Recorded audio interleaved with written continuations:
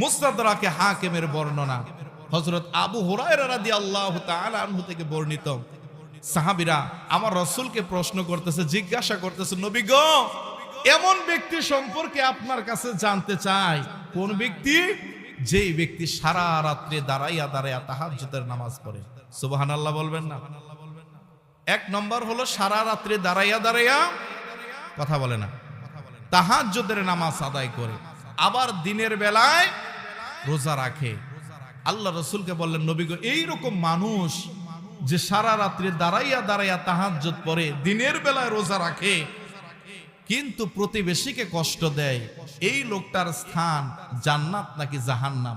আমার রাসূল বলেন, এ আমার সাহাবীরা শোনো, আমার উম্মতেরা শোনো, এই ব্যক্তি যদি সারা রাত্রিও তাহাজ্জুদ পড়ে, দিনের বেলা যদি রোজাও রাখে, কিন্তু প্রতিবেশীকে কষ্ট দেওয়ার কারণে এই লোকটা আল্লাহ তাআলার জাহান্নামে যাবে, বলেন নাউযুবিল্লাহ।